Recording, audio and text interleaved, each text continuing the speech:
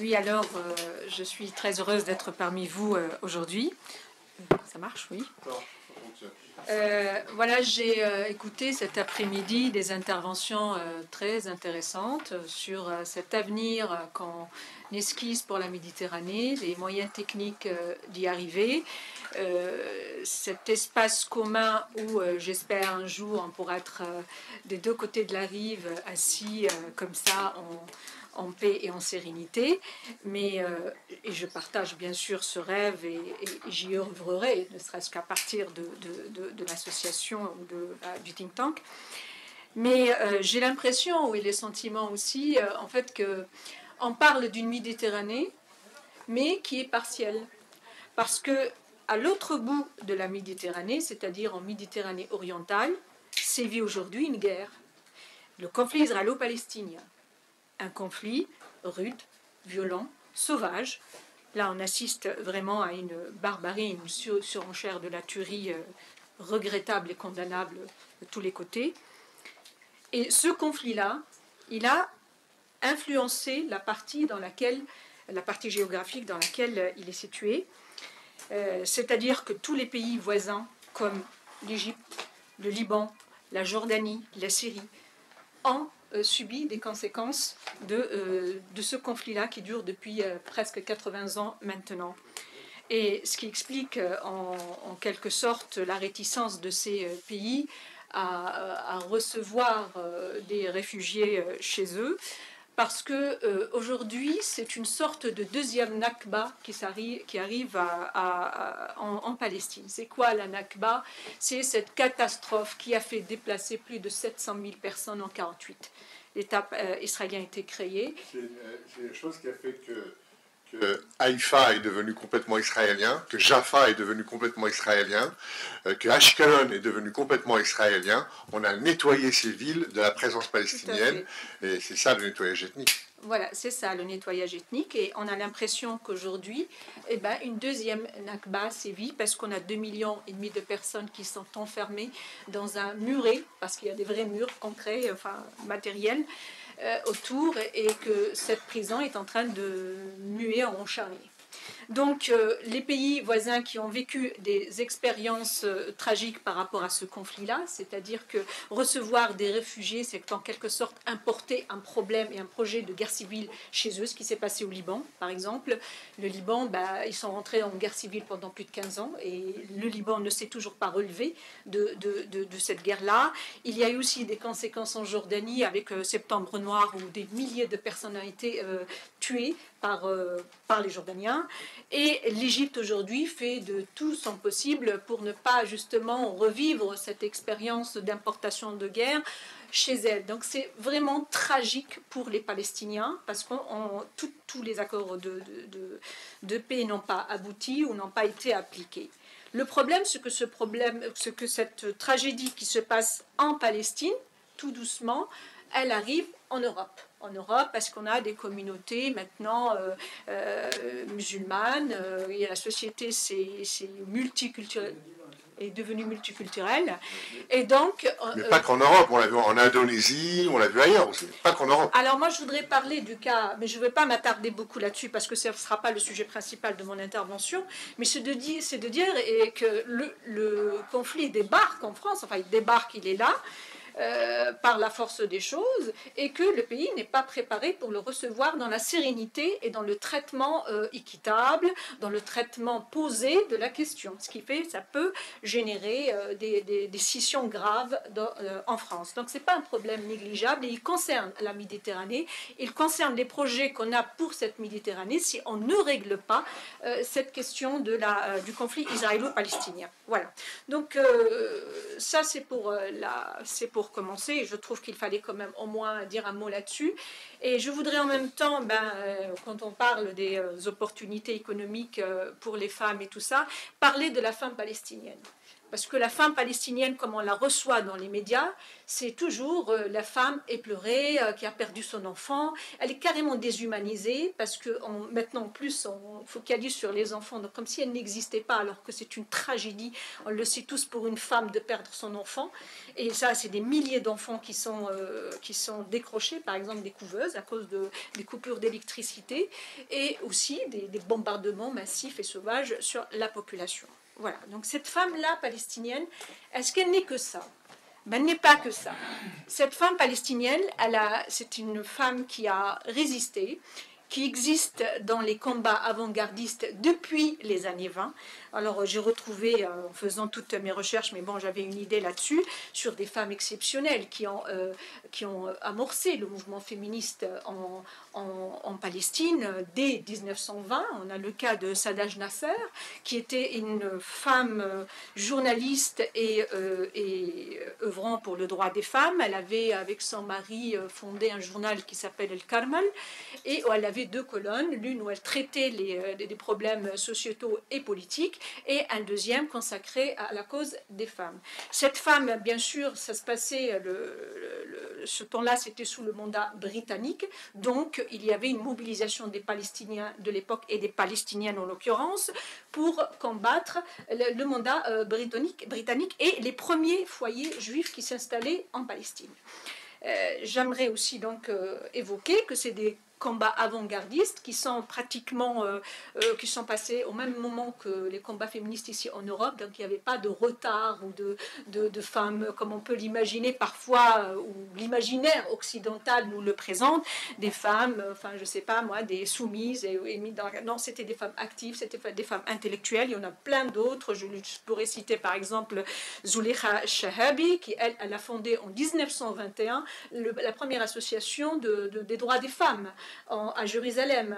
Et c'est des femmes aussi qui ont œuvré pour la cause des femmes. Et aussi, malheureusement, il y avait à l'époque, avant la création de l'État d'Israël, il y avait le mandat britannique. Les Britanniques, il fallait lutter aussi contre leur présence sur les territoires palestiniens. Donc, elles ont aussi pris en charge la condition des femmes en essayant quand même de pousser les femmes à avoir une espèce d'autonomie financière. On considère que Zulekha Shahabi a été une femme, l'une des premières à faire du micro, comment on appelle des micro-économies, les microcrédits, voilà, c'est-à-dire de faire en sorte que les femmes puissent devenir autonomes financièrement, les pousser à faire des études, à intégrer les institutions et à combattre aussi les occupants, qui étaient à l'époque le mandat britannique. Et avec une grande conscience politique et démocratique.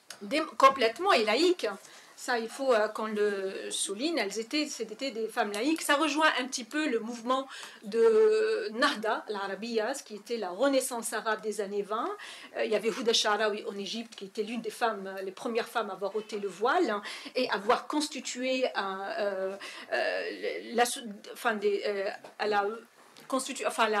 organisé la première conférence pour les femmes arabes, et dont Sadaj Nasser et Zulekha Shahabi étaient présentes justement pour parler de la cause de la Palestine à l'époque sous mandat britannique et de la condition des femmes. Elles pensaient que ces deux causes, elles étaient interdépendantes. C'est-à-dire on ne peut pas parler de démocratie ou de libération sans en même temps libérer les femmes. C'était déjà, cette idée n'est pas moderne, n'est pas de notre temps, elle était déjà là, et ces femmes l'ont portée intellectuellement dans leur militantisme et dans leurs œuvres et travaux.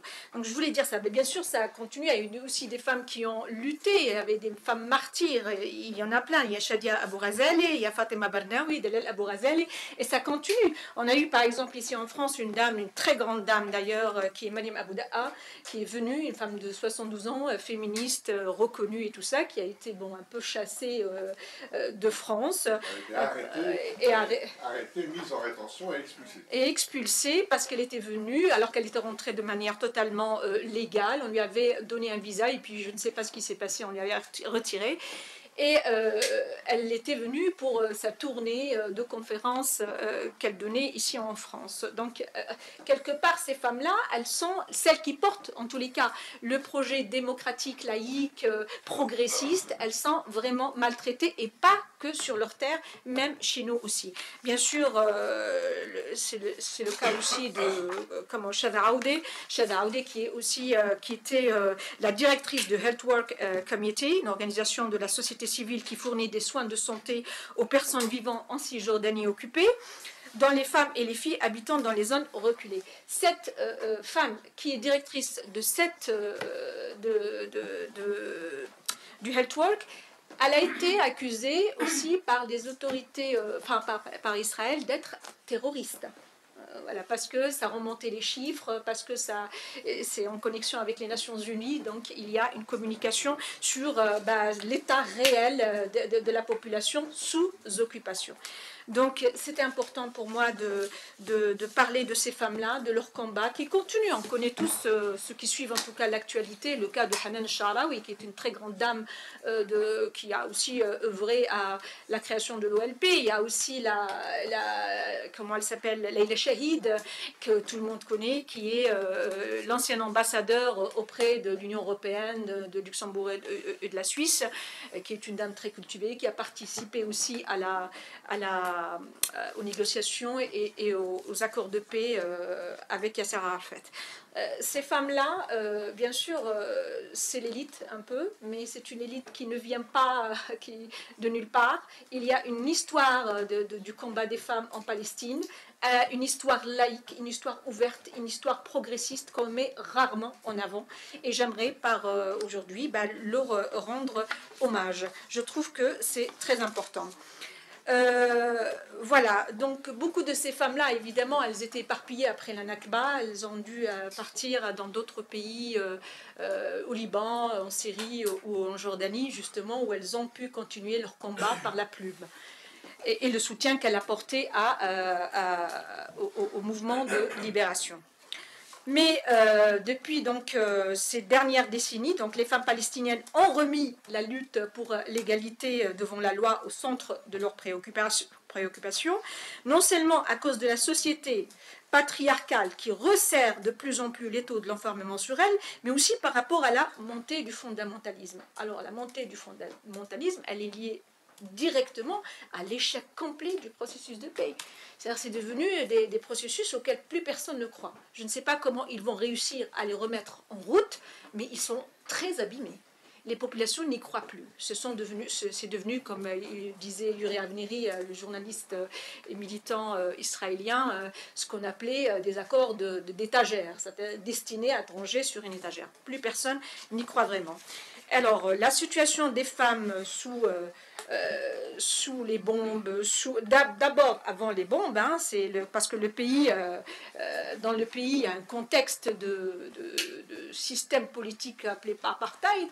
L'apartheid donne un cadre juridique à la poursuite de la colonisation et au déplacement forcé des populations. Des pratiques, bien entendu, en contradiction totale avec le droit international. Mais cet harcèlement vise à détruire la société palestinienne. Les arrestations nocturnes, ainsi que les destructions des maisons, altèrent le fonctionnement des familles et l'éducation des enfants. Certains parlent même de sociocide, ce qui passe par la déstabilisation émotionnelle des femmes et génère l'insécurité et les traumatismes. Les femmes palestiniennes souffrent aujourd'hui d'une oppression sur 3 niveaux. Celle de l'apartheid, celle de la politique interne générée par ce système d'apartheid qui biaise tous les rapports et induit des mécanismes de violence et des hiérarchies dont les femmes se trouvent en bout de chaîne. Et enfin, la société patriarcale qui exacerbe les traditions avec l'intégrisme qui s'empare de plus en plus de la société. Il n'y a pas d'autre choix. Là, on peut revenir sur le Hamas, c'est la création du Hamas, favorisée apparemment, et selon les propos du Premier ministre israélien, par Israël elle-même, afin d'empêcher l'émergence d'un État palestinien et de créer un peu une espèce de concurrence locale qui empêche de voir très très loin. Sauf que parfois, les petits monstres, ils échappent à leur créateur. Les femmes, bien sûr, tentent aujourd'hui, et malgré tout, de remettre leur combat propre à l'ordre du jour, tout en aidant à lutter pour l'autodétermination de leur pays. Mais en fait, ça fait beaucoup de fronts en même temps. Parce qu'elles subissent ce que subit tout le monde, c'est-à-dire la colonisation. Elles subissent aussi les effets pervers de cette colonisation, et la société qui, en fait, elle stagne. Pire, elle se radicalise de plus en plus, et surtout vis-à-vis des femmes. Donc, mais la Palestine, en fait, on peut dire qu'elle a ratifié en 2014 le CEDAW. La CEDAW, c'est la Convention pour l'élimination de toutes les formes et de discrimination envers les femmes. C'est un accord très important pour les femmes qui permet de créer des liens avec les femmes venues de la société civile. Mais en l'absence de politique d'intégration de ces accords aux lois locales, à cause justement de la situation du pays, qui n'a pas encore un État déclaré, rappelons qu'en Palestine, c'est le pouvoir religieux qui régit le statut personnel. Donc, il n'existe pas de mariage civil, l'avortement était légal, l'homosexualité bien sûr criminalisée, même si dans la loi fondamentale palestinienne, le principe d'égalité est inscrit. Mais c'est comme en Algérie aussi, on a la loi et puis après ce qui se passe réellement sur le terrain. Ce n'est pas très différent par rapport à la femme égyptienne ou autre. L'égalité est inscrite, mais son application est complètement occultée ou alors complétée par des codes qui font que ça annule ce principe de l'égalité. Donc, les féministes, elles ont quand même réussi à porter l'âge du mariage à 18 ans, parce qu'il y avait beaucoup de mariages avec des mineurs. Elles ont, mais malheureusement, même si elles portent ces combats et qu'ils sont pris en considération, ils ne sont toujours pas inscrits au journal officiel, ne sont pas abrogés, donc ça reste quand même des projets en vue. C'est comme s'il y avait plus urgent. Il y a toujours plus urgent pour les femmes, mais là, dans un contexte de guerre, c'est encore plus urgent. Donc, leurs conditions, l'égalité, passent à la trappe, et c'est triste et malheureux, parce que si les femmes n'ont pas l'assurance et la liberté, ça sera la moitié de la société qui est complètement validée. Elle n'apporte pas sa contribution comme elle devrait l'être, il n'y a pas la force nécessaire, c'est-à-dire qu'on n'a pas besoin d'un ennemi avec la misogynie et l'apartheid qui s'exerce aussi vis-à-vis des femmes, quand nous-mêmes on s'ampute de la moitié de l'énergie que peut apporter la société. Voilà, donc pour moi il n'y a pas d'autre solution que la paix et que nos pays en Occident qui prennent leurs responsabilités, parce que ce problème, s'il n'est pas réglé, il va avoir des conséquences sur nos pays ici en France. Et il a déjà gangréné la région et ça va débarquer. Moi, je pense qu'on ne prend pas la mesure de ce problème-là. Et ce qui se passe aujourd'hui, il faudrait aussi le dire, parce que j'ai quelques chiffres là, j'ai 50 000 femmes enceintes. Donc, toutes, elles vivent dans des refuges surpeuplés, dépourvus de provisions essentielles et d'intimité. Leur protection est plus que jamais menacée. Donc, dans les hôpitaux aussi, on sait qu'il n'y a plus ni d'anesthésie, ni rien. Donc, tout se fait à vif. Et je ne sais pas si vous savez ce que... Mais vous ne saurez pas, vous êtes la majorité des hommes, ce que c'est qu'une césarienne. C'est un truc affreux. C'est l'une des opérations les plus compliquées et les plus risquées. Et là, il n'y a aucun moyen de la réaliser dans des conditions sereines et saines et hygiéniques. Donc voilà, c'est un appel. Je ne voulais pas parler d'autre chose aujourd'hui que des femmes palestiniennes, parce que je trouve que nous négligeons ce problème et nous en parlons d'une manière qui n'est pas du tout sage. Bien sûr, il n'y a pas de sagesse dans nos approches médiatiques, par exemple, et qu'il faudrait qu'on prenne la mesure pour justement, en France, qu'il y ait plus de communication entre les communautés. J'avais même écrit une lettre à nos amis juifs et tout ça pour alerter sur ces impunités-là qui, à long terme, peuvent faire beaucoup de mal à eux en premier et au reste du monde. Bon, voilà. Merci, Messa.